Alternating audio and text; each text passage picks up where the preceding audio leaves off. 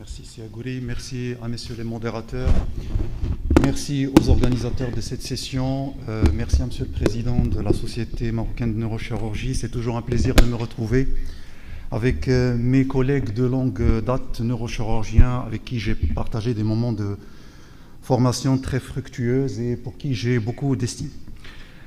On m'a confié de traiter la région cellaire et quoique la question peut se prêter facile, mais la traiter c'est un peu difficile parce que c'est une question, comme vous connaissez, qui est bateau, très large. Large parce que c'est une anatomie qui est très riche et confinée. On va tout retrouver dans la loge cellaire, les méninges, les vaisseaux, les nerfs crâniens, une glande qui est particulièrement en fait pathogène et qui fait quand même une grande part des lésions pathologiques.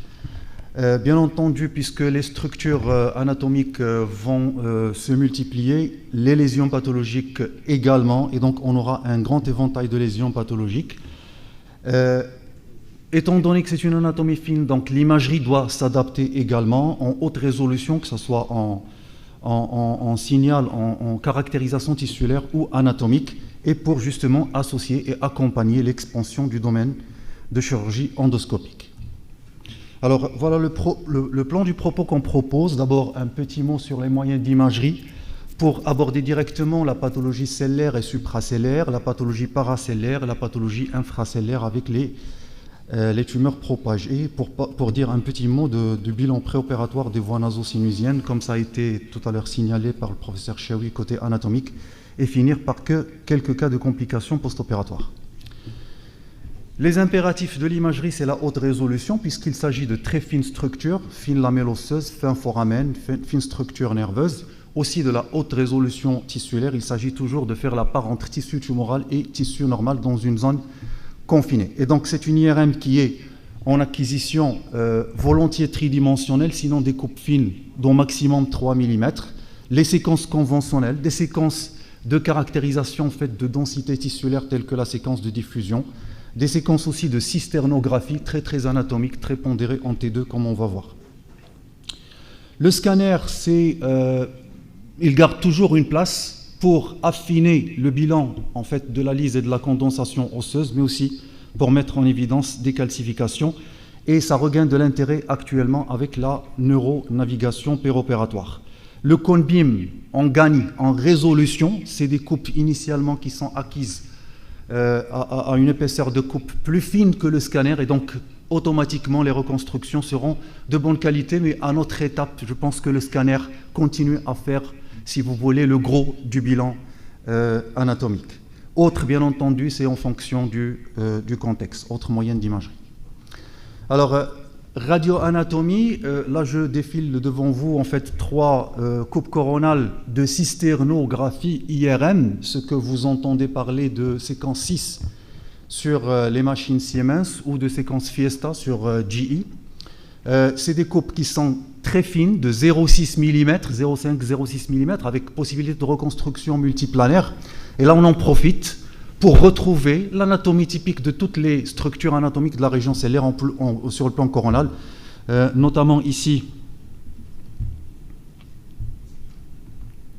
tout ce qui est infracellaire avec la muqueuse en fait, du sinus sphénoïdal, le corps du sphénoïde avec l'hypersignal de la graisse spongieuse, la glande hypophyse qui a le même signal pratiquement que la substance grise. Là, ce n'est pas une séquence de signal, je rappelle, c'est des séquences fortement pondérées en T2 qui servent surtout à l'anatomie. Latéralement, bien entendu, on a les sinus caverneux avec la carotide interne intracaverneuse et les éléments nerveux traversant le sinus caverneux. Et en supracellaire, la citerne qui est hyper intense, les structures optochiasmatiques ici, le chiasma, les carotides supracaverneuses intracrâniennes. Et bien entendu, le plancher hypothalamique qu'on va défiler, bien entendu, ces différentes structures sur des plans de coupe successifs.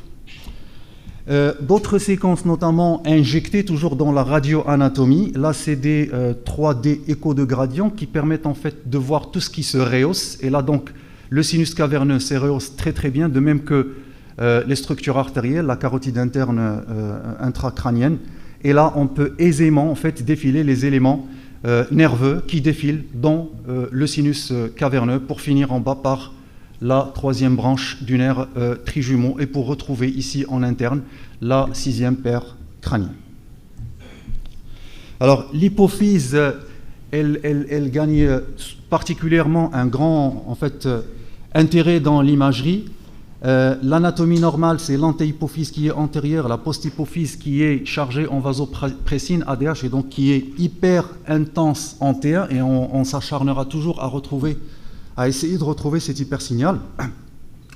La tige pituitaire qui paraît très très bien sur le plan sagittal en supracellaire, les structures optochiasmatiques, la glande hypophyse, iso-intense à la substance grise, en T2, en T1, après injection, prise de contraste homogène sur le temps tardif, que ce soit sur les coronales ou sur les sagittales, sur les axiales, qui est aussi un plan important. On s'acharnera de retrouver la posthypophyse et de la différencier des fois avec la graisse spongieuse du dorsum cellaire. Les séquences dynamiques, toujours d'intérêt, même si plusieurs auteurs en fait ont décollé des séquences dynamiques, mais nous, en tout cas dans notre expérience, on continue à le faire. Le principe étant de faire de multiples acquisitions dynamiques après injection de produits de contraste, question de rattraper un peu la progression du rehaussement. C'est un rehaussement de l'hypophyse qui va se faire dans un sens crânio-caudal, de haut en bas, comme vous pouvez voir sur l'image. Ici, c'est un C-, ici, c'est première acquisition au temps artériel, et ici, un temps un peu plus tardif, à 2 minutes. Là, vous avez la partie supérieure de l'hypophyse qui commence à se rehausser pour finalement retrouver un rehaussement total et complet, et ça permet un petit peu de discerner, de détecter les microadénomes de petite taille dans la glande hypophyse, et ça répond bien entendu au type de vascularisation de l'antéhypophyse que je rappelle de type porte.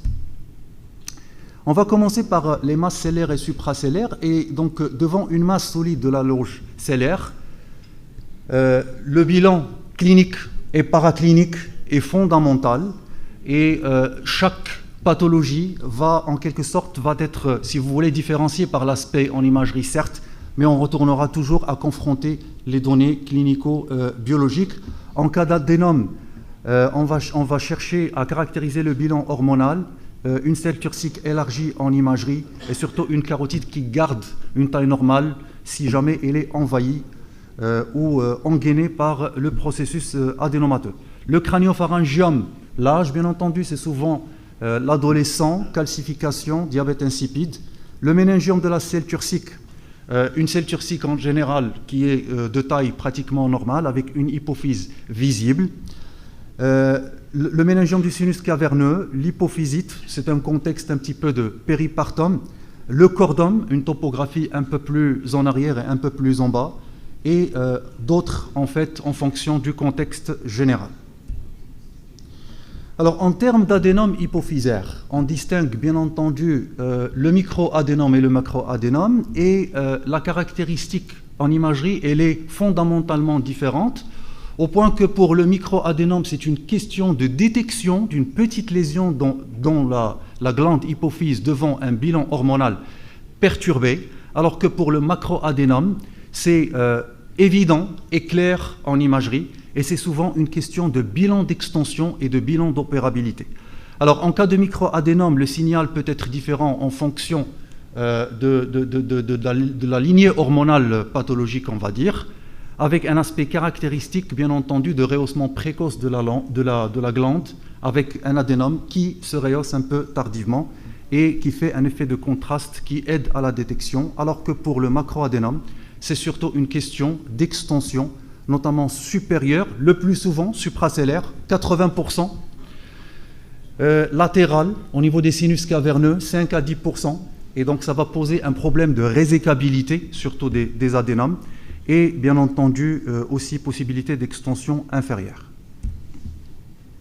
Alors, le microadénome, il est en général hypo-intense en T1, hyper-intense en T2, parfois c'est très subtil, très discret en IRM, avec ces séquences d'acquisition dynamique qui permettent de mettre en évidence l'image lacunaire, si vous voulez, qui se rehausse un peu tardivement au sein d'une glande hypophyse qui se rehausse un peu plus précocement. Sur la coupe coronale, c'est la topographie, la localisation du microadénome sur le plan transversal, sur le plan sagittal qui est très très important, c'est une localisation dans le sens antéro-postérieur. Le macroadénome, c'est une question d'extension, si vous voulez, et de compression des éléments neurologiques vasculaires avoisinants. L'extension supracellaire, ici, un volumineux macroadénome chez un homme de 45 ans qui présente des troubles visuels, des symptômes compressifs, avec une prolactine qui n'est pas finalement très élevée. C'était un adénome gonadotrope. Et vous voyez que sur le T2, ça comprime le plancher diencéphalique avec les structures optochiasmatiques. Le rehaussement qui est homogène et diffus sur la sagittale T1C+, et le rapport qui est conservé. Il y a certes une compression des sinus caverneux, mais pas d'envahissement sur l'IRM. Des fois, on peut avoir un macroadénome qui occupe pratiquement la quasi-totalité de la glande hypophyse, et il est parfois difficile de discerner le parenchyme hypophysaire normal, ici, qu'on peut mettre en évidence sur la surface, si vous voulez, de la lésion adénomateuse, que ce soit sur la coronale ou la sagittale. Pour ce qui est de l'extension latérale, là vous avez le cas d'un macroadénome en fait, latéralisé à gauche, qui présente un contact à moins d'une circonférence de 90 degrés par rapport à la carotide supracaverneuse. Par contre, par rapport à la carotide intracaverneuse, il y a toujours un liseré de logette veineuse caverneuse dont le signal est conservé, comparé le côté interne et le côté externe, également en C+. Donc, il n'y a évidemment pas d'extension ou d'envahissement au sinus caverneux. Lorsque vous avez clairement un engainement des carotides, eh ben, vous êtes sûr qu'il y a une extension caverneuse dans cet adénome finalement qui est un adénome à prolactine. Et ça nous ramène en fait à parler d'un autre signe en fait d'extension qui est décrit par Knops et à la base duquel en fait il y a une IRM, une classification IRM. Cette classification se base sur les lignes passant par le bord interne, la ligne, si vous voulez, médiane, et le bord externe des carotides, joignant les carotides intracaverneuses et supracaverneuses. Le grade 0, c'est quand ça ne touche pas à la bordure interne des deux segments carotidiens. Le grade 1, c'est quand ça ne dépasse pas la ligne équatoriale. Le grade 2, c'est quand ça envahit le sinus, ça s'incarcère entre les deux segments carotidiens, mais ça ne dépasse pas le bord latéral. Le 3 qui est divisé en deux, et c'est la nouveauté en quelque sorte de cette classification, quand ça s'incruste entre les deux segments de carotide en plein sinus, c'est un 3A. Lorsque ça s'incruste au niveau du récessus inférieur du sinus caverneux au-dessous de la carotide interne intracaverneuse, c'est un 3B. Et le 4, c'est un engainement quasi circonférentiel de la carotide. Entre le 3A et le 3B, les auteurs retrouvent quand même une certaine différence en termes de constat péropératoire et en termes de réponse également clinique, plus favorable pour le stade 3A que pour le stade de 3B. L'extension peut également se faire en frontal ou en sous-frontal, comme on peut voir devant cet adénome, toujours à prolactine, et puis aussi en infracellaire. En rétrocellaire, des fois, on a des extensions qui sont plus ou moins importantes, en l'occurrence cette partie qui est hémorragique, qui est basse, qui est rétroclivale et qui refoule et comprime le tronc cérébral en arrière. Tout ce qui est cellaire et supracellaire n'est pas obligatoirement un adénome. Ici, nous avons un processus qui est un peu plus intense en T1, qui se rehausse un peu plus intensément, on va dire qu'un adénome, qui est plutôt centré sur la paroi antérieure, sur le tubercule en fait, de la selle, avec une extension antérieure au-dessus du jugum. Vous l'avez bien reconnu, c'est un méningiome du tubercule de la selle. Bien entendu, c'est la différence avec un adénome, c'est qu'on va chercher l'hypophyse qui, dans ce cas, va être plaquée dans une selle turcique qui garde en fait une taille normale, plaquée en bas avec une différence de signal entre les deux. Et donc, c'est de là qu'on déduit que c'est un processus qui n'est pas finalement adénomateux et en l'occurrence un méningiome. Donc là, c'est un profil d'extension un peu particulier en antérieur justement, avec visualisation d'une prise de contraste en fait des méninges avoisinantes, le long des canaux optiques, dans ce cas, devant ce méningiome du tubercule de la selle.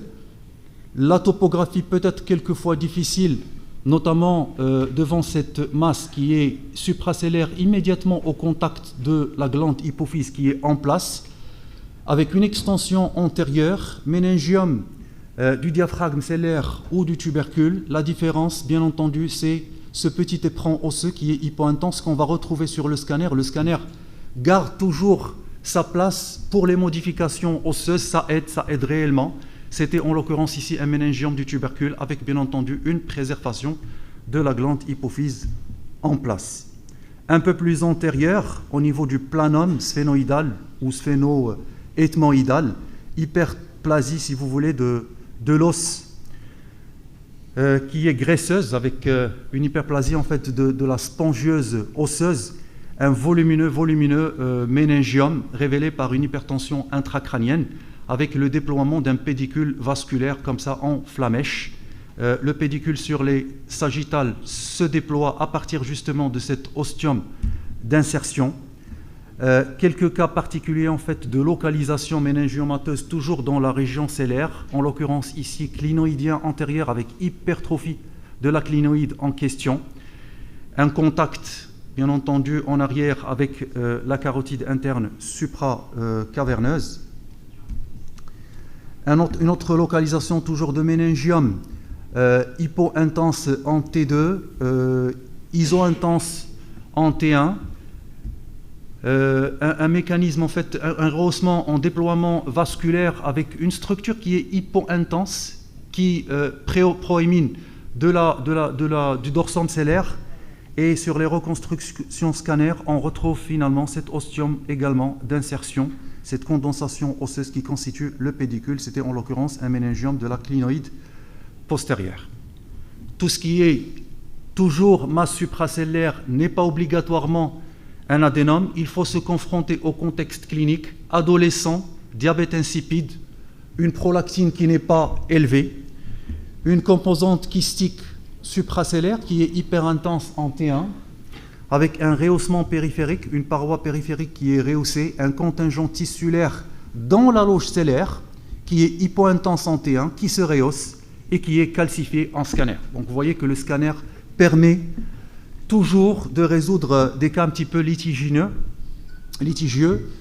et donc il garde toujours sa place en complément de l'IRM. C'était un craniopharyngiome. Une distribution bimodale, comme vous le connaissez très bien, l'enfant et l'adolescent de 5 à 14 ans et un second pic, l'adulte âgé de 65 ans et plus. Les calcifications fréquentes, composantes charnues et kystiques, avec deux types histologiques, l'adamontinomateux qui se voit surtout chez l'enfant, qui est volontiers kystique, volontiers calcifié, le papillaire qui est quelque peu différent, beaucoup de charnus, peu de kystes et peu de calcification. Donc le papillaire pose pas mal de problèmes de diagnostic différentiel dans les masses supracellaires. Un autre cas toujours de processus mixte, charnu et kystique, avec des signaux un petit peu différents des locules kystiques, un contingent charnu, central, et là c'est une masse en fait cellaire et supracellaire chez un patient de 60 ans, qui se plaint de troubles visuels, qui n'est pas un adénome selon le bilan étiologique. Donc, qu'est-ce qu'il est au juste? Processus tissulaire, des dépôts hypo-intenses en T2 hémorragiques, nécrotiques après rehaussement. La séquence T2 étoile qui confirme un petit peu donc les dépôts de sang, c'était un type papillaire, bien entendu, comme on a dit, qu'il y a des caractéristiques à la fois épidémiologiques et de caractérisation tissulaire. Ce qui est cellaire et supracellaire n'est pas toujours un adénome. Il faut revenir à l'histoire clinique. Fille de 9 ans, puberté précoce, ça nous renvoie au processus du plancher hypothalamique. C'est un processus qui est iso-intense au parenchyme cérébral en T1, iso-intense aussi à la substance grise, au cortex sur son contingent supérieur, un contingent glial qui est, si vous voulez, moins dense, qui va être un peu plus hyper intense en T2, qui n'est pas, en fait, qui est aussi de faible signal en T1, qui est lâche, c'était un amartome hypothalamique qui correspond à une désorganisation de la microglie. Ça siège ou ça prend des parts souvent de tuber cinerum, des caractéristiques en fait, des signes d'appel cliniques particuliers, un signal qui est idem parenchyme cérébral, et c'est souvent des processus qui sont d'un certain volume au diagnostic de prime abord. Pour passer en deuxième partie aux masses paracellaires, les masses caverneuses, et la première, bien entendu, comme vous connaissez, c'est le méningium, qui est spontanément dense avant injection, se rehausse intensément avec un aspect feuilleté, si vous voulez, plusieurs couches, plusieurs feuillets de la paroi externe de la masse paracellaire, et surtout, si vous comparez les carotides internes de droite et gauche, vous allez concevoir que la carotide dans la masse, elle est réduite de taille. C'est une tumeur qui est dense, qui est rigide, et bien entendu qui va engainer, qui va réduire la taille des vaisseaux qu'elle engaine. Elle va bien entendu se prolonger dans les structures durmériennes de voisinage, notamment on la voit se prolonger ici dans le bord libre de la tente du cervelet. Des fois, en fait, c'est plus volumineux. Ça s'étend à la loge cellaire, ça s'étend au cavum de Meckel, extension extradurale toujours, mais au-delà du sinus caverneux avec un aspect de piégeage de LCR, refoulement du lobe temporal, un méningium sinus caverneux étendu à la fosse moyenne. Alors, une jeune fille de 22 ans, HTIC et diplopie depuis 10 jours. À la NFS, il y a une hypoplaquétose, une hyperleucocytose avec des blastes à l'étude de Frotty. Un signal qui est assez caractéristique, c'est l'hypersignal en diffusion qui renvoie à tout ce qui est hémopathie. En l'occurrence, ici, c'était une localisation caverneuse d'une leucémie. Tant qu'on est dans la case des hémopathies, un jeune enfant, 4 ans, qui présente un contact lombaire, qui présente aussi une exophthalmie rapidement progressive. Chez les enfants, on pense à tout, on pense au processus intraoculaire avant de penser au processus vraiment caverneux. Là, c'était un processus qui est centré sur l'étage moyen de la base du crâne, qui donne une lise. Et c'était une lise, en fait, qui est encore, si vous voulez, cernée avec une importante infiltration des tissus mous, que ce soit en infracellaire ou en supracellaire, en latéroccellaire également. Ça engaine les carotides de façon très, très harmonieuse. C'était une localisation de lymphome carotidien caverneux bilatéral. Tout ce qui est masse n'est pas obligatoirement tissulaire. C'est le piège pour tout le monde, en particulier en imagerie. Il faut prêter attention à tout ce qui est turbulence dans une masse, en particulier sur les séquences T2 ou flair. Quand la masse est hétérogène avec une composante hypo-intense et intense, hyper-intense, il faut penser aux turbulences sanguines. Et donc, malheureusement, c'est des masses qui peuvent se rehausser de façon très, très homogène et qui peuvent prêter à confusion. En l'occurrence, c'était ici un anévrisme géant de la carotide intracaverneuse qui fait une masse du sinus caverneux avec un syndrome du sinus caverneux cliniquement. Un deuxième cas, toujours d'une masse qui est très hétérogène, en particulier en T1, avec un contingent qui est hyper intense en T1, un contingent plus central qui est hypo-intense. Que ce soit le périphérique ou le central, ça correspond à la thrombose, avec des états en fait de thrombus aigus et chroniques qui sont différents. Et lorsqu'on étudie la séquence 3D TOF, l'angio-IRM, on s'aperçoit que finalement le pseudo-anévrisme, la lumière circulante, c'est un point qui est très très focal dans la masse cellaire, et l'artériographie, on est là pour en attester, un petit contingent circulant dans un gros ou dans un gros anévrisme, si vous voulez, latéro-cellaire, carotidien. La pathologie infracellaire, alors ce qui est infracellaire, et pour commencer, si vous voulez, pour le clivus, et là c'est assez typique par la topographie, c'est parmi les premières pathologies auxquelles on pense, une masse qui est hyper intense en flair et en T2, qui envahit le sinus caverneux droit latéralement, qui a une structure un peu trabéculaire, qui se rehausse faiblement après injection, qui tend à envahir la loge cellaire. Vous l'avez reconnu, c'est un cordon. Le cordome, ça survient à un âge moyen, 40-50 ans. Les céphalées, c'est le symptôme, si vous voulez, clinique le plus fréquent.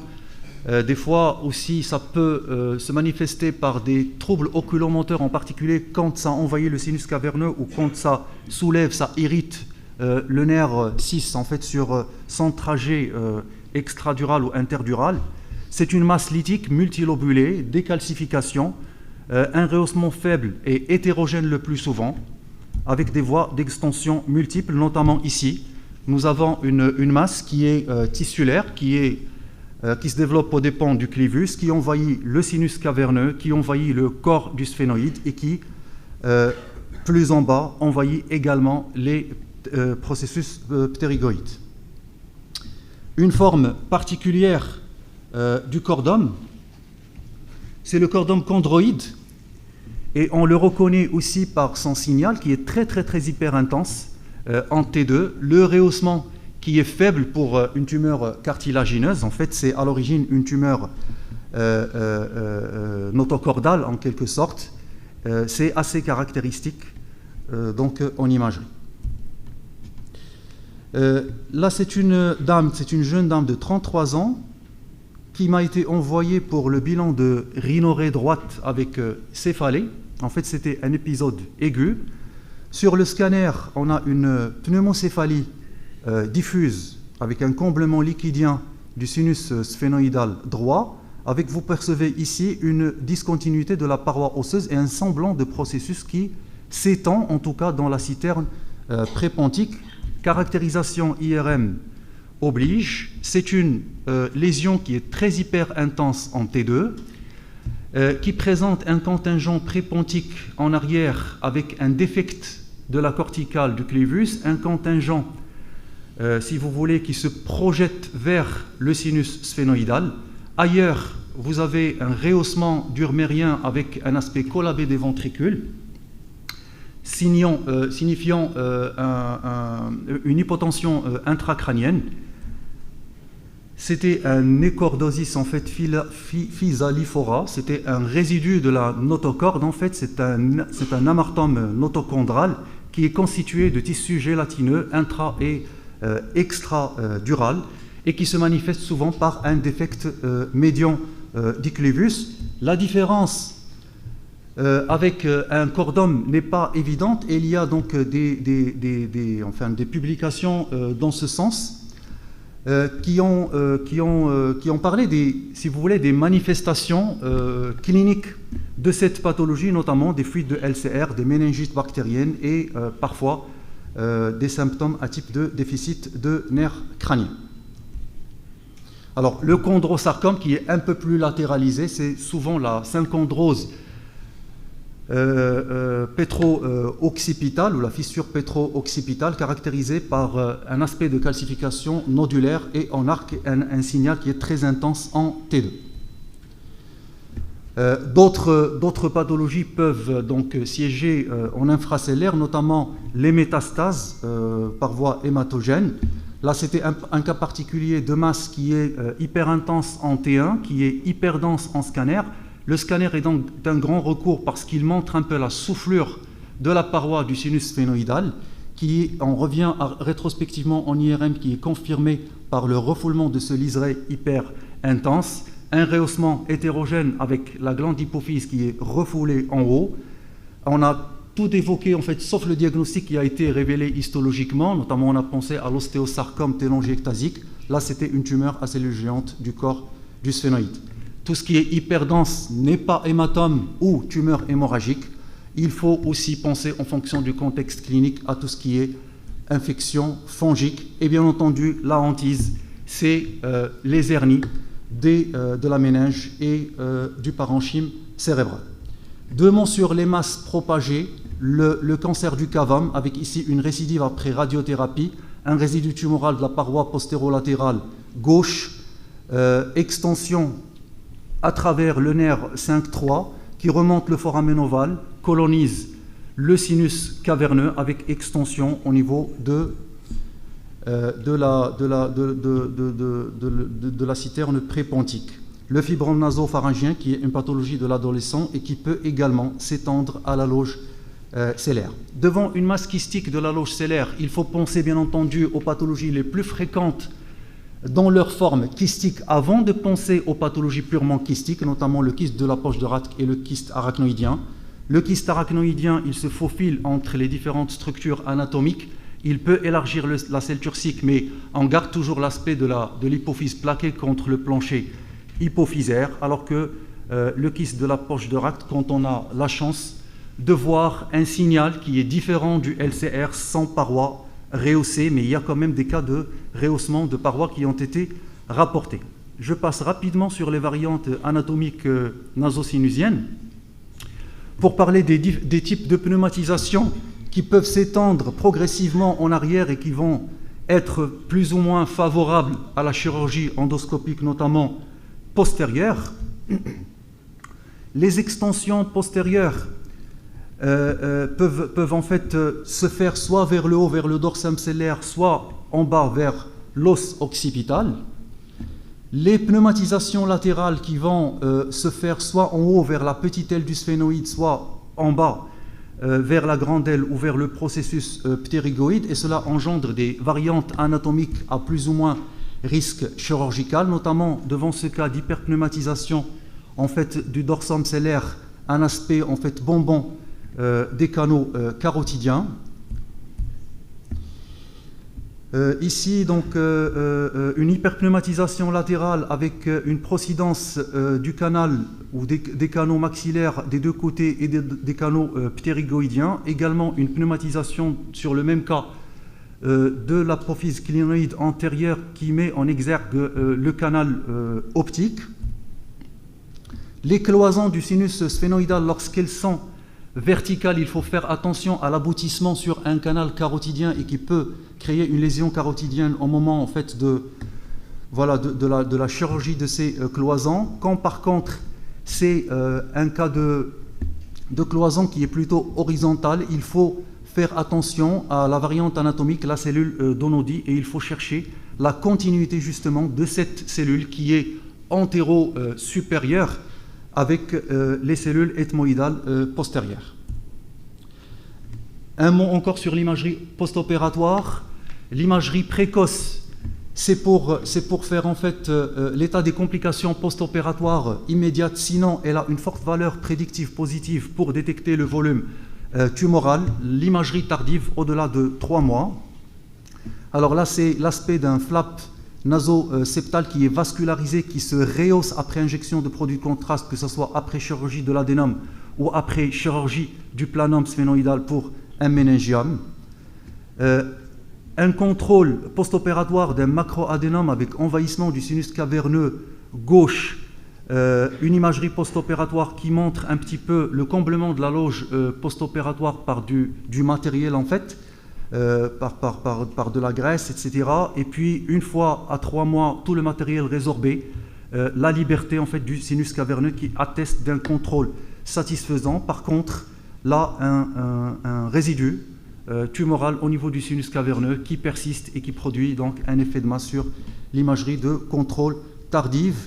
Et en dernier, je m'excuse d'avoir tardé, une complication faite hémorragique suite à une chirurgie d'un adénome hypophysaire. Alors, saignement péropératoire contrôlé avec un angioscanner à 24 heures qui ne montre pas d'anomalie, mais par la suite à J14, un saignement abondant épistaxis avec pseudo-anévrisme dans le sinus, dans la voie d'accès chirurgicale, qui a été embolisé, mise en place de coil dans le pseudo-anévrisme avec un contrôle satisfaisant. L'histoire n'est pas terminée. Ressaignement avec mobilisation donc du packing de coil, avec sur la deuxième procédure une occlusion carotidienne d'un côté après test de clompage. Le patient a fait quelques aléas en fait de l'occlusion carotidienne. Il s'en est sorti heureusement sain et sauf. Et donc en conclusion, les avancées finalement fascinantes des techniques chirurgicales endoscopiques sont là pour élargir les possibilités de résection, avec bien entendu moindre morbidité. Il s'agit de redéfinir la place de l'imagerie pour pouvoir justement accompagner ces objectifs de la chirurgie endoscopique, et cela nécessite une expertise radiologique qui vient bien entendu avec la collaboration pluridisciplinaire. Merci.